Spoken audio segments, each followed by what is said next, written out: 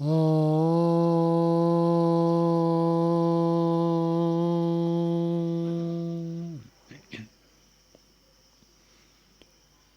प्रभु परमात्मा की महती कृपा से हम सब मनुष्य जन्म को प्राप्त करके समस्त दुखों को दूर करके प्रभु का नित्य आनंद प्राप्त करने के लिए प्रयासशील है। तो उसमें कुछ नियम होते हैं, जो व्यक्ति उन नियमों को पालन करता है वो अपने दुखों को दूर करने में समर्थ होता है, और जो व्यक्ति उन नियमों को पालन नहीं करता है उन दुखों को दूर करने में समर्थ नहीं होता है। चाहते हैं सब दुखों को दूर करना, सुखी होना, लेकिन उसके लिए प्राथमिक स्तर पर सबकी इच्छा एक होते हुए भी कैसे हम उस दुखों को दूर करें और कैसे हम नित्य आनंद को प्राप्त करें, उसको हम ठीक से समझ नहीं पाते। शास्त्रकारों ने इसको गंभीरता से वर्णन किया है। अभी ब्रह्मचारी हमारे न्याय दर्शन पढ़ रहे हैं, अभी वहाँ प्रत्यक्ष प्रमाण की परीक्षा चल रही है, इसके बाद शब्द प्रमाण की भी परीक्षा होगी।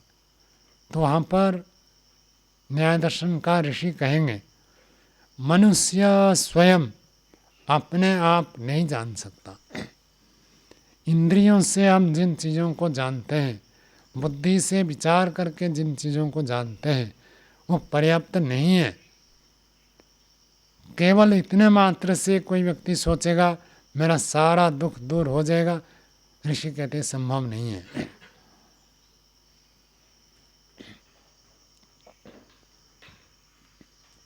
तो कैसे होगा? तो उसके लिए हमें ऋषियों के शरण में जाना होता है। ऋषि इस विषय में साक्षात्कार किए हुए होते हैं, कैसे हम अपने दुखों को दूर करें, न्याय दर्शन में बताएंगे। कहते बाकी सब लोग तो बेचारे हैं, उनको पता ही नहीं है कैसे हम जीवन जिए, कैसे हम जीवन में सुखी हो, कैसे हम जीवन में दुखों से पृथक हो। कहते उनको तो ये पता ही नहीं है, और ऋषि उसको साक्षात्कार किए हुए हैं, प्रत्यक्ष किए हुए हैं। कहते ऋषियों के उपदेश के बिना और कोई मार्ग नहीं है जिसके द्वारा व्यक्ति समस्त दुखों को दूर करके नित्य आनंद को प्राप्त कर ले। अपने आप प्राप्त कर ले ये संभव ही नहीं है, परंपरा से ही होता है। तो सबसे पहले ईश्वर ने ही वो ज्ञान दिया है ऋषियों को, कैसे हम जीवन जिएं और कैसे हम जीवन में अधिक से अधिक प्रसन्नता, अधिक से अधिक आनंद, सुख को प्राप्त करें और दुख हमारा दूर हो जाए। जब तक ये वैदिक परंपरा चलती आ रही थी तब तक एक ही धर्म था, एक ही मत था, एक ही मान्यता थी, और वही सब जगह प्रचलन होता था। और जिस किसी को भी आध्यात्मिक को उन्नति करने की आवश्यकता होती थी वो इन्हीं ऋषियों के शरण में आते थे। तो सृष्टि के आरंभ से लेकर, ईश्वर से लेकर, ये परंपरा से, गुरु परंपरा से ये ज्ञान चला आ रहा है। ये कोई नवीन कल्पना नहीं है। और जो सृष्टि के आरंभ से परंपरा से आ रहा है वही ठीक है, क्योंकि वो ईश्वर प्रदत्त है। और बीच में जितने लोग सब आकर अपना अपना मत चलाए, अपने अपनी मान्यता को प्रचलन किए, वो कदापि पूर्ण निर्भ्रांत नहीं हो सकता। बहुत सारे अच्छी बातें मिलेगी, सामान्य रूप से हम इंद्रियों से भी बहुत सारे चीज़ जान सकते हैं। आग में हाथ डाल दे तो हाथ जल जाएगा, दुख होगा, ये तो इंद्रियों से हमको ज्ञान हो जाएगा। लेकिन सब कुछ इंद्रियों से ज्ञान हो जाएगा ये नहीं है। सब कुछ को जानने के लिए तो अंतःकरण से समाधिस्थ होकर ही जाना जा सकता है। तो जो अंतःकरण में समस्त विद्यमान क्लेशों को प्रसुप्त करके, दूर करके प्रभु के साथ साक्षात्कार करता है, वही व्यक्ति जान सकता है सही क्या है गलत क्या है। बाकी सबको तो भ्रांति रहती है। तो परमात्मा का ज्ञान, परमात्मा का स्वरूप और परमात्मा के द्वारा प्रदत्त विद्या से ही व्यक्ति कल्याण को प्राप्त कर सकता है, क्योंकि परमात्मा इस संसार का निर्माता है। वो अच्छी तरह से जानता है कैसे व्यक्ति दुख से मुक्त होकर आनंद को प्राप्त कर सकता है। आज वैज्ञानिक कितना प्रयत्न करते हैं और दुखों को दूर करने के लिए कितने साधनों का दिन प्रतिदिन आविष्कार करते हैं। कपड़ा धोने में कठिनाई हुई तो मशीन बनानी है। अब व्यक्ति बाहर जा नहीं सकता, दौड़ नहीं सकता, तो घर में ही कैसे दौड़ लगाए, मशीन बनानी है। कितना भी मशीन बना दे, पूरा सुबह से उठ कर रात को सोने तक मशीन मशीन मशीन सब भर जाए, लेकिन इन मशीनों से सारे दुख दूर नहीं होंगे। ठीक है, शारीरिक कष्ट जो होता है, शारीरिक श्रम जो करना पड़ता है, उससे बच सकते हैं बस, लेकिन सारे दुखों को दूर कर देंगे इसमें कोई सामर्थ्य है ही नहीं। केवल मात्र प्रभु की भक्ति से ही हम समस्त दुखों से दूर हो सकते हैं। और ये ऋषियों का प्रत्यक्ष अनुभव है। ऋषियों ने उसको प्रत्यक्ष किया और उस प्रत्यक्ष को हम लोगों के लिए उपदेश दिया।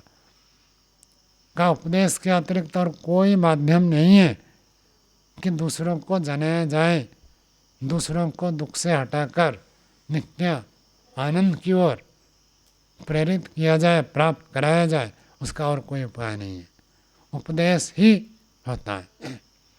बिना शब्द प्रमाण के कोई भी व्यक्ति क्षण भर भी जीवन जी नहीं सकता। नित्य आनंद को प्राप्त करना तो दूर की बात है। कैसे? चाहे कोई कितना भी बड़ा वैज्ञानिक बने, चाहे डॉक्टर बने, इंजीनियर बने, कुछ भी बने, वो दूसरों से पढ़कर ही ज्ञानी बनता है। हर चीज़ को कोई व्यक्ति प्रत्यक्ष करके देखेगा तब मानेगा, संभव ही नहीं है, हो ही नहीं सकता। संसार में जितने भी लोग पढ़े लिखे होते हैं, सबको किसी न किसी का उपदेश सुनना ही पड़ता है, मानना ही पड़ता है। और जो व्यक्ति दूसरों के अनुभव को सुनता है, जानता है, मानता है और उससे लाभ उठाता है, वो अधिक सुख को प्राप्त करता है। इसके विपरीत जो व्यक्ति दूसरों से पढ़ता नहीं, लिखता नहीं, सुनता नहीं, उपदेश ग्रहण करता नहीं है, उसका जीवन हम देखते हैं कैसे वो संसार में जीवन जीते हैं। तो ऋषियों का ज्ञान वो अकाट्य होता है, सत्य होता है, उसमें कोई ननुनच करने की बात ही नहीं है। हम ऋषियों को समझें, यही हमारी बड़ी विशेषता होगी। और यदि मनुष्य जीवन प्राप्त करके ऋषियों से विपरीत हम चले गए तो दोबारा मनुष्य जन्म कब मिलेगा कोई निश्चित नहीं है। क्योंकि ऋषियों के बारे में वर्णन आता है, वो इस पार को भी जानते हैं, उस पार को भी जानते हैं। हम केवल इस पार को जानते हैं, अर्थात इस जीवन में, इस शरीर में विद्यमान इंद्रियों के माध्यम से जिन चीज़ों का ज्ञान होता है, हमारा ज्ञान तो केवल इतना ही है। ऋषि लोग इतना तो जानते ही हैं। हमको पता है आग में हाथ डालने से गर्म लगता है, जल जाता है, ऋषियों को तो ये भी पता है। संसार में कितने प्रकार भोजन है, खाने से सुख मिलता है, ये ऋषियों को भी पता है। लेकिन ऋषि लोग जिसको जानते हैं, हमें वो पता नहीं। हमें जो पता है वो ऋषियों को पता है, इन ऋषियों को जो पता है वो हमें पता नहीं है। तो हम पर बताया गया कि केवल एकमात्र उपाय है, संसारिक मनुष्य के लिए और कोई उपाय नहीं है। एकमात्र उपाय कौन सा उपाय है? ऋषियों के शरण में जाओ। ऋषियों को हम जानते हैं, पढ़ते हैं, समझते हैं, उनका उपदेश को ग्रहण करते हैं, तो हमारे जीवन में कल्याण होता है।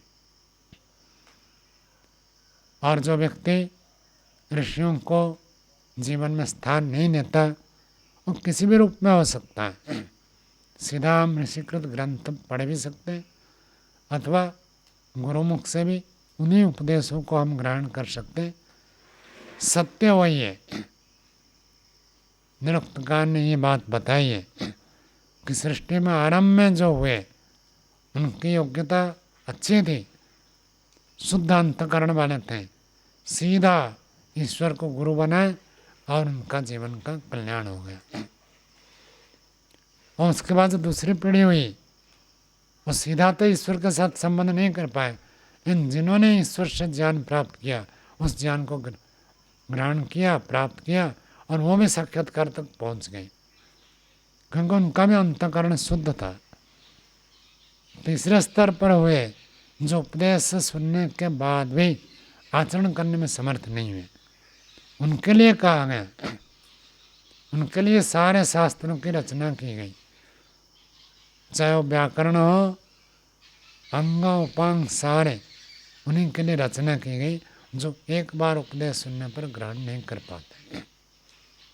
कितने बार हमने सुना है सत्य बोलना चाहिए, सत्यम वद, धर्मम चरा, लेकिन हम करते नहीं हैं। इसलिए हमको एक एक शास्त्र पढ़ने से वो बुद्धि दृढ़ होगी कि भाई यही करना है, यही करना है, यही करना है, ये उद्देश्य है, और पढ़ने का उद्देश्य और कुछ नहीं है। जितना हम शास्त्रों का अध्ययन करते हैं, उतना अधिक हम ईश्वर को शुद्ध रूप से समझ सकते हैं और उसके अनुकूल आचरण कर सकते हैं। इसी प्रयोजन के लिए हम ऋषिकृत ग्रंथों को पढ़ते हैं, और पढ़ने के साथ साथ उसको जीवन में जोड़ना आवश्यक है। जो पढ़ता है और जीवन में जोड़ता है, उसका जीवन का कल्याण हो जाता है। आरंभ यदि इस जन्म में कर दिया कि ऋषियों ने जैसा कहा मैं करूँगा, कर पाता नहीं कर पाता अलग बात है, लेकिन करने के लिए संकल्प है, मैं ऐसे ही करूँगा। एक दिन में कोई योगी नहीं बन जाता है, एक दिन में कोई ऋषि नहीं बन जाता है, एक दिन में कोई 100% ईश्वर के आज्ञा के अनुकूल चल नहीं सकता।